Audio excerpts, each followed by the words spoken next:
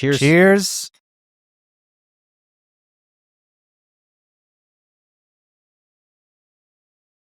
This is the Junmai Ginjo, so it's actually kind of up there. Yeah. Sake from Myokoyama, because this is around where Natsumi lives. So this is Niigata sake, man, and this is actually better than a lot of the sake I've had. I was gonna say, initial taste, I was kind of a little bit, but the aftertaste kind of brought me back in, and I'm like, all right, I like this. Yeah, this is good. Well, so here's the thing, right? So people talk about how Niigata sake is the best, and this is like the baseline of what every other sake is compared to. Yeah. But if I'm honest, I'm not a huge fan. It's called karakuchi tande, a lot of this stuff, which means it's kind of like mild karakuchi, you know? Yeah. And it's good. This is growing on me now.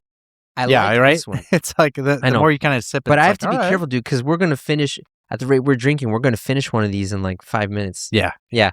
So let me top you up again. Small little baby. Yeah. You after you just downed your whole thing, I still have half a thing left. You know how I am. I treat this guy just projects on me all the time. Guys, you should count how much each of us drinks in our episodes and tell me who drinks more. Oh, it's definitely me. Definitely. I don't even think it's close. Yeah. That's I still get wrecked. So today though, I wanted to talk to you about. Oh shoot! I just lost it. No, because we were going to talk about. Oh yeah, we're going to talk about why Americans are so stupid. No. We're going to talk about gluten-free and why so many American people have dietary restrictions. Yeah. And the reason why I wanted to think about this is because in areas where, so we know a guy who has a ramen shop. Yep. And he wanted to make his ramen shop more open to foreigners. Yeah. And so he was putting like gluten-free options on the menu and vegan items on the menu. And it's funny because I also see on Facebook, like in Japan traveling groups, like, I'm vegan. Can I have ramen? Can I ask them to make it vegan for me? And it's like, it doesn't work that way. You know? All the best part of ramen is the broth. Yeah, it's the pork. You want vegan ramen? Here's the noodles. Yeah. There you go. But even the noodles have egg in them. Oh, that's a good point. Yeah. All right, here's an empty bowl. with hot water and some salt. That's the Confucius veganism. Dude. So it's funny though, because especially in the States, I feel like there's so many people who are gluten-free or they're vegan or they have these dietary restrictions and they want people to accommodate them. But why is that? Okay, so I mean, first, I've got a number of things I want to say about that. Yeah. First of all, there are religious things. Yeah. Right. Catholics, depending on how strict you are, no meat on Fridays. There's no meat on Fridays, or when you're fasting. You have halal with Muslims. You have kosher with Jewish people. Yeah, no pork. Right, and also how it's prepared too. Yeah. I think is that halal or is that kosher? How it's prepared. They're similar. They're very similar, right? Halal is the Muslim version of kosher. Yeah. Anyways, so there's like religious practices that'll restrict your dietary intake. Yeah. And you know what? If you're part of that religion, okay. I don't have anything to say about that. It's like, that's just your life. Yeah. The other part of it, though, kind of goes back to American culture, I think, where we don't go to the hospital ever. Mm-hmm. And so... How is that connected? I'm getting there. Okay. I'm getting there. Okay. I'll rope you in. Okay. Don't worry. Okay. But I think because people don't go to specialists and they don't see the doctor very much, often because it's too expensive, but I think there's like this thing with Americans, like, I know what's best, there's a lot of self-prescribed like illnesses or diseases that people will get. I mean, like everyone is autistic now. Yeah, we have that. People will make up or believe that they have whatever mental illnesses they have. And have you been diagnosed by a doctor? No, I'm self-diagnosed. But I looked it up online, and I think that I have these symptoms. I think it's the same with dietary restrictions. Yeah, like especially when you see like gluten-free. Yeah. I think it's kind of fallen off quite a bit, but if you 10 years ago, you used to see gluten-free everywhere, dude. Yeah. It was advertised everywhere. Yeah. And it's like every like middle-aged Karen that you would talk to would just be like, yeah, so I'm like Yeah. really into eating gluten-free. Yeah. It's my body feels so much better after So- I've been eating So gluten-free. I feel like we need to explain what a Karen is, because some reviews won't know what a A Karen is. Karen is a middle-aged housewife. Yeah. It's funny because it's not just a middle-aged housewife. It's a middle-aged housewife that has too much time on her hands. Yeah. So she inconveniences everyone around her. Yes. She's like a busybody. Yeah. And so it's funny because the reason why they're called Karens is because the type of person who is like that, there's a high probability their name would be Karen or something like that. It's a very white name. Yeah. But yeah, so Karen isn't the name of a person. Just if there's an old lady who's kind of like, I want to talk to your manager, this is not right, then she's a Karen. Yeah. Yeah. I mean, I feel like it's definitely a slur. Yeah. Um, I mean, Yeah. I mean, my sister's called my mom a Karen before. yeah. Yeah. It's definitely a slur. Yeah, and I think it was like Baba is like kind of on the same Soul Baba, spectrum. Yeah, like Yeah. Soul Baba, like that kind of thing. Yeah. So So I'm thinking about this because you were talking about how people self-diagnose, but that reminded me. Yeah. There are tons of like, maybe not so much anymore, but there are tons of diet fads in America. Like you had Atkins. dude. Okay. Yeah, you keep going. Keep going. No, and keep so going. like, but I haven't really seen that in Japan. It's like, Yeah. it's like there's a wave where everyone gets on this one diet in America. Yep. So, okay. With gluten-free, Mhm. predominantly women Yeah. that are like into the gluten-free fad. Yeah. But no, you know what? Look, I'm not a misogynist. Men have their own thing too.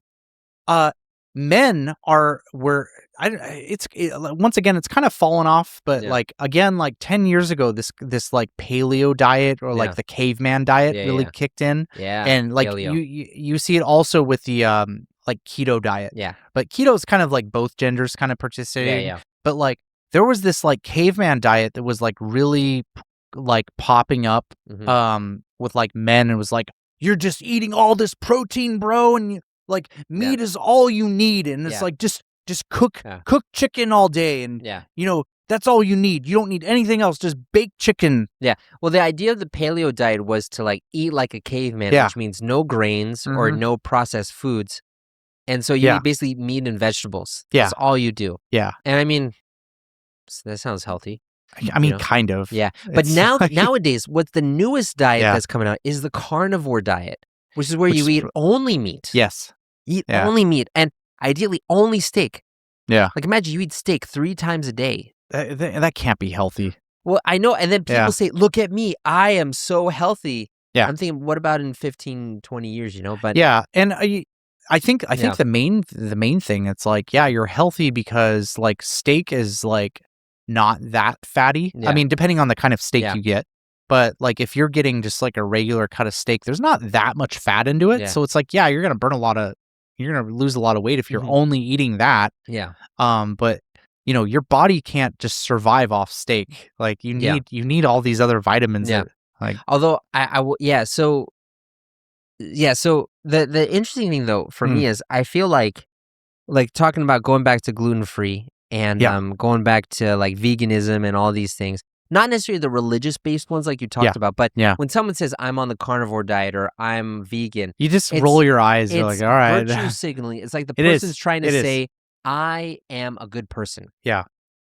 I mean, I feel like everybody got swept up in that, like Americans. Like I was really big into keto a couple years ago. Okay. I mean, you look great. It was great.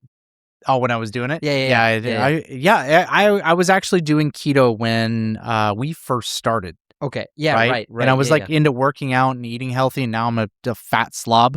And it's okay. People talk. You know, one thing I love is that in Japan, they call that shiawase butori. They call it like happy fat, which is funny because it is the happiness. Because guys will kind of get on your case about that. Yeah. But I like how in Japan there's like a term for it where it's not condescending. It's like, oh yeah, you're just happy. Yeah. I like my life right now. Yeah. Oh, so, I'm glad you're pulling up that guy. Oh yeah, you know this guy. Okay, JP. So I can't play this with the sound so much, so I'm going to turn the sound off. But the thing that makes me think about this is there's this guy named JP, and recently he's gone really like political. Yeah. But this video is 10 years ago, right? Yeah. But he teaches you like how to be Hey guys, if you've watched this far, you're gonna love our Austin and Arthur friends. In the Austin and Arthur friends, you're going to really improve your English listening, and I mean a lot.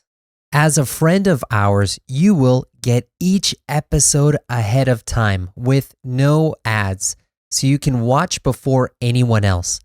But not just that, you can ask us questions or leave comments, and we will make a special video each week answering questions and responding to comments.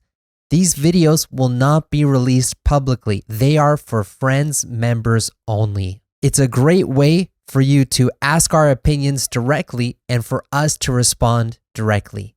You'll also get listening practice questions and answers that you can check. Answers are for friends, members only. Oh, and anaume mondai mo desu ne. So you can check your listening. But not just that, for each episode, you'll get a list of native phrases we said from the video, along with practice sentences and pronunciation practice to help your speaking as well. You'll also get access to a members-only community where you can talk with us, the both of us. Mainly me, right? No, definitely not. This is a great way to support our show, but also get closer to us and improve your English as well. For more information, click on the link in the description box, the gayorang, or go to our website, austinandarthur.com. Political? Yeah. But this video is 10 years ago, right? Yeah. But he teaches you like how to be gluten intolerant, and he basically pretends he does this instructional video where he says, oh yes, and you too can be gluten intolerant and show that you're better than everyone else. Because that's like what being gluten intolerant is all about. All his videos are all about satire, making fun of these people who just like prop up their diets to like brag about their life. Yeah, because a lot of this is I feel like a lot of this, and also it's a virtue signal, which means people want to show that they're good people by saying and acting certain ways in front of other people, which is also why I think a lot of them try to force the other people to conform to their wishes. Like, if you have an allergy, I understand, but it's like, oh yeah, I don't eat meat, and I come to Japan, I want ramen with no animal products, and like, that's impossible. Unless there's some places now that are feeding to that, but like, it's funny because in Japan, I feel like a lot of people would just be like, oh, it's my choice, and I'm not going to try to inconvenience people. I'm not going to announce it, But it's funny, all the vegan Japanese people I've met have been like people who've lived in the States.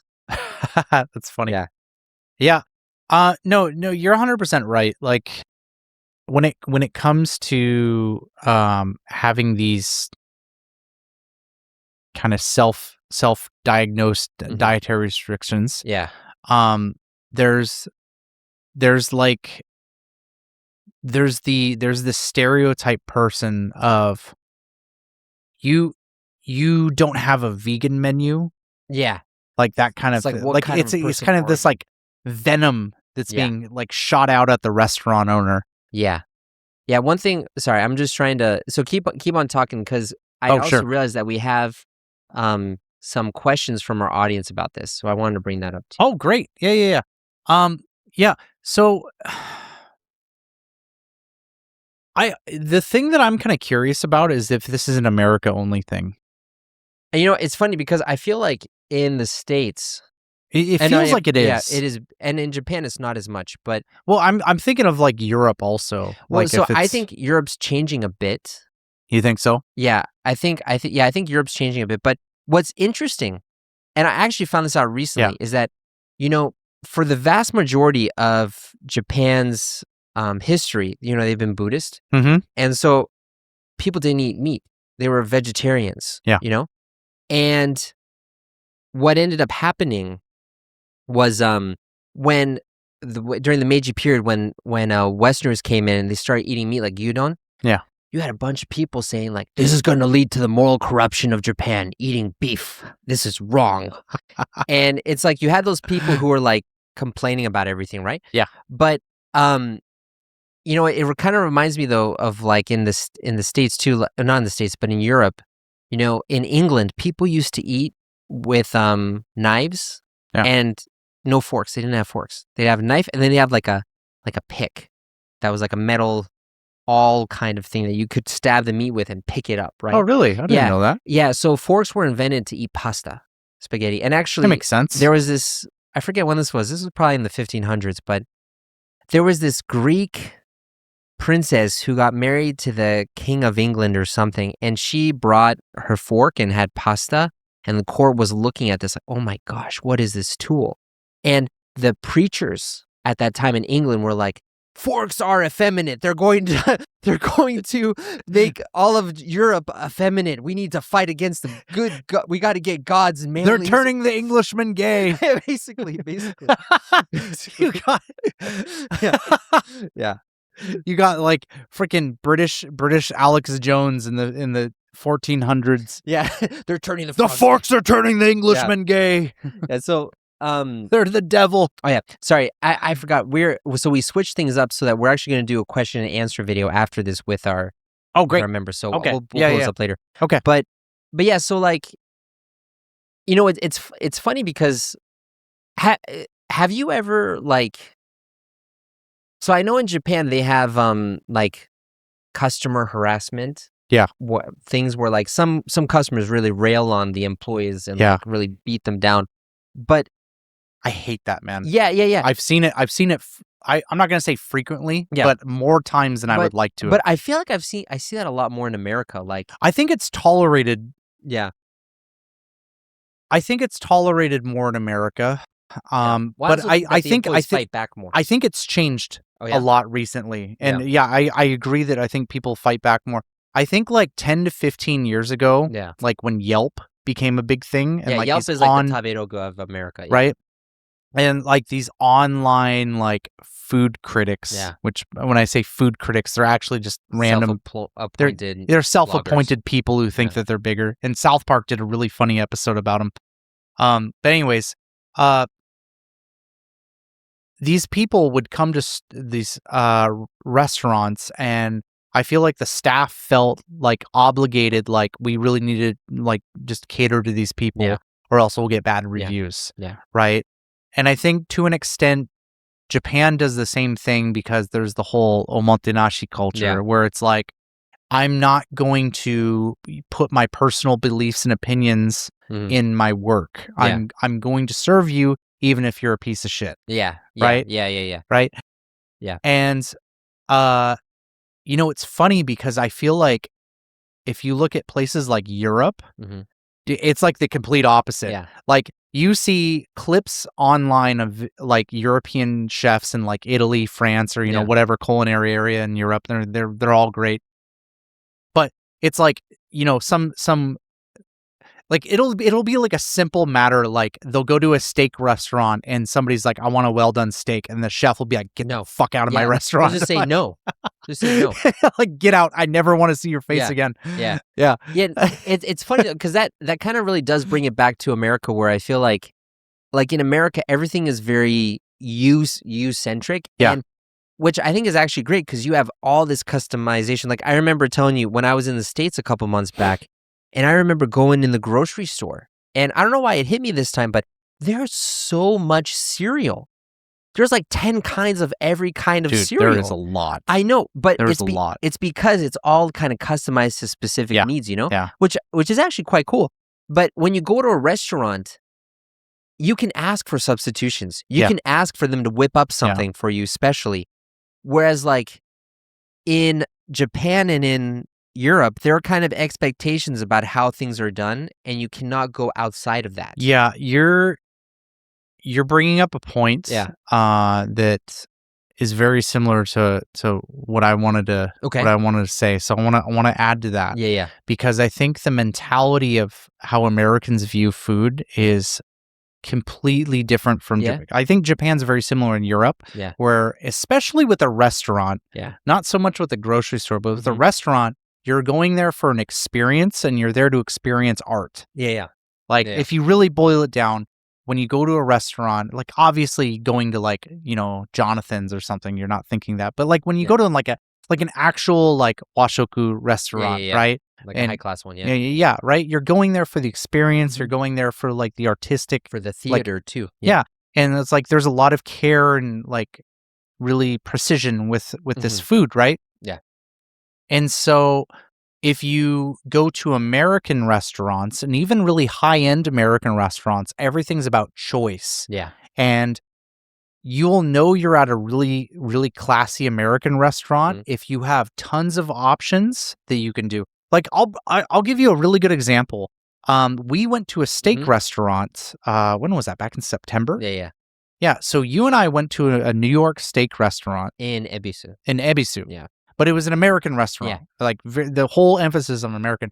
And when we were there, every single thing that we ordered had like a list of options that we could have. Right. Oh, hey, do you want like a little bit of wasabi on here? Yeah.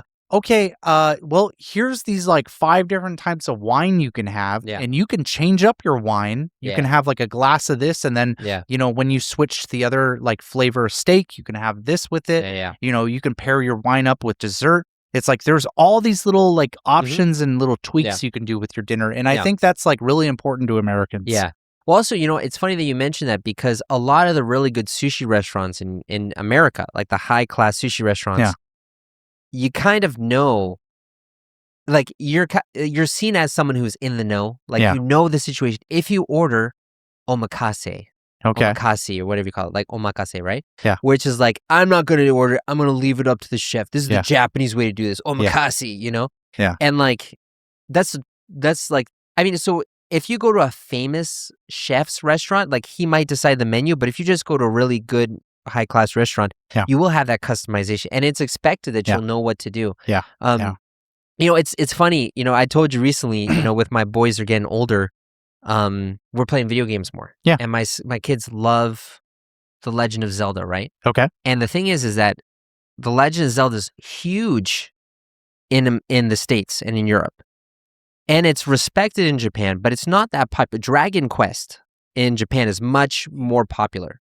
Yeah. And that's a good point. Yeah. And the thing is, like, I was thinking about this why, and it's because in Legend of Zelda, it's essentially, especially the recent ones, it's essentially open world. You can do anything you want and customize anything you want. Yeah. Whereas like Dragon Quest is not just one person. It's a bunch of people acting together relationally on a set journey together, and everyone has their role. Yeah. It's like, oh, so like the American side is like, I am my own person and I am exerting my will on the world around me. Yep.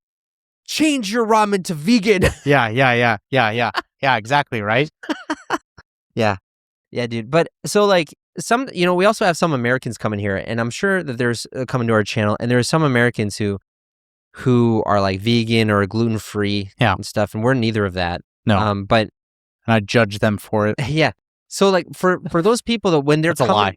So for those kind of American people who are used to like the customization mindset, when they're coming to Japan, what would you tell them to expect or do? Well, like I think here's the thing. Japan is not a place for you to mold. Yeah. Japan is a place, if you're coming here as a tourist, it's an experience. And at the end of the day, you need to come here with that in mind. Yeah. Okay? If you're coming here and your mindset is Japan is Disneyland, don't come. Yeah. It's not all about you. It's just that simple. Like, not everything's going to be catered to your taste. You're going to encounter a lot of things that you don't like. You're going to encounter things that you do like. Yeah. Like when I first came here, I didn't like Japanese food. Yeah. Just as a whole, wasn't a fan of it. Yeah. It's grown on me. Obviously, I love this place and I've moved here and I eat a lot of Japanese food now. I still don't eat fish. I tell people I have a fish allergy, but that's actually a lie. I just hate fish. Which is funny though, because like I feel like in the States, everyone imagines Japanese food as fish. Yeah. But you can go forever without eating fish. It's really easy to not eat fish. Yeah. Yeah. And I was really surprised at how many Japanese people don't like fish. Yeah. Obviously, most of them do, but there's a significant amount of people you'll meet and like, yeah, I don't like sushi. They're just like, you're Japanese. You're not allowed to say that. Yeah, it's like an American saying they don't like hamburgers. Oh my god, it's like I feel like the secret police will like come out of the walls and be like, "Yo, we have to denaturalize this one. Take him to America." Yeah.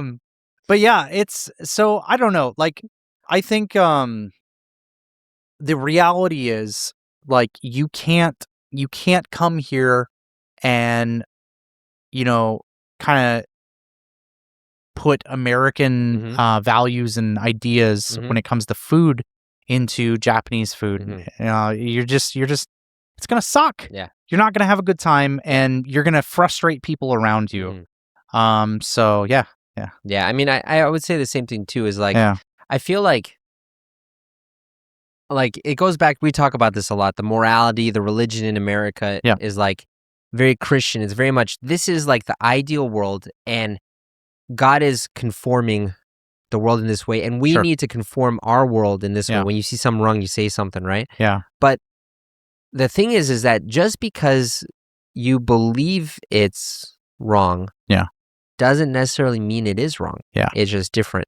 And the first time when we see something truly different, we want to criticize it. Yeah. And that's actually why I would recommend people eat pizza in Japan, because it has all the wrong ingredients on the pizza. Oh, dude. I love corn and mayonnaise pizza. Oh, I don't know if we can do this channel anymore. Oh my God. I've never heard a more offensive thing said to me. What are you going to tell me? You like yakisoba pan next? Okay, I'm still not over there. I'm still not over at yakisoba.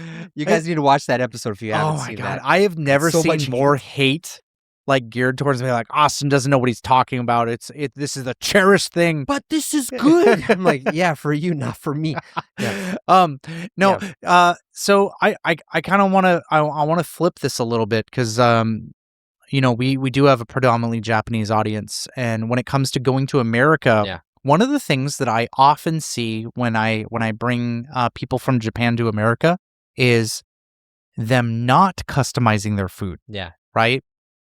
And for the same reason, an American coming here shouldn't really push for their ideals here in Japan. I feel like the same way in Japan, it's like being aware that when you go to, specifically when you go to a restaurant, don't go to like somebody's house and be like, I want you to do this, and this when you're cooking my food. No, you'll be a jackass and you won't be invited back. But when you're going to a restaurant, there's an expectation that you're going to be customizing your food. Well, here's the thing too, like speaking about that, because I remember it used to infuriate me when I was in the States and the waitress or the server, this is the one we're drinking, the junmai. This is good. I like this one a lot better. I know. I actually like junmai a lot more than the junmai ginjo. Yeah. And junmai ginjo is too focused on one thing. This is more like I really like daiginjo. Yeah. But so it's either junmai or junmai daiginjo. Yeah. The ginjo is like when you're on the fence and you don't know what you want. It's just like, It's kind of like, like you got to go in one direction. You do. If you sit on the fence, you lose. And that's kind of what. Yeah. Sorry for everyone who likes stupid junmai fence ginjo. sitter bottle. For everyone who likes junmai ginjo, I'm sorry. Yeah. But man, what? Oh yeah. So when I would come to, because I was born in Germany, right? Yeah. And it used to infuriate me when I'd come to the States, and we'd go to a restaurant and they'd bring the food. Yeah. And then they'd leave, and then 2 minutes later they come back and say, "Hey, is everything okay?" Yeah.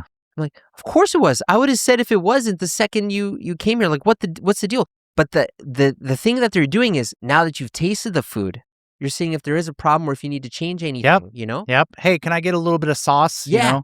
That kind of thing, right? Yeah. So one thing I would recommend for Japanese people watching this, if they go to the States, when they go to a restaurant, when they ask you, is everything okay? Or when you're getting your order, like at Chipotle, they're making it, just say, can I get a little more whatever you want? Can I get a little more cheese? Yeah. Can I get a little more rice? Can I get a little more sauce? Yeah. 9 times out of 10, they'll just do it for you. Yeah. And they're expecting to. Yeah. Like you said, that's the whole reason they're coming over to do it. It's like, okay, well, you've experienced your thing. What do you want? Yeah. Right? Yeah. And that's just like totally foreign here. Yeah. But then again, it's like, like, so I have some people that come visit me sometimes, Mhm. and whenever we go out to eat, Yeah. there's always like this sense that they're saying, "Oh, it's good," but in their mind, I can see they're thinking, "This is not how it should be." Mhm. But I can't say anything because I'm in Japan. Yeah. What do I do? You know, Yeah. and it's like that kind of uncomfortable tension they have. Mhm. You know. Yeah. But anyways, man, I think we talked a lot about this. So if you guys, so after this, we're gonna do a Q&A question for our friends. Yeah. For And friends. those are always fun. Yeah. You guys, if you are not signed up for our friends, sign up now. Do it right now. Sorry. Right as soon as I say this. Austin is being American, trying to conform the world to how I he am. thinks I'm it should be. shaping it so you can join our friends group and Yeah. enrich yourself with these question videos because they are fun. Yeah. And they're honestly probably my favorite thing about our channel right now. Yeah, and we got about 10 questions we're going to answer. But Great. we're going to do that Awesome. off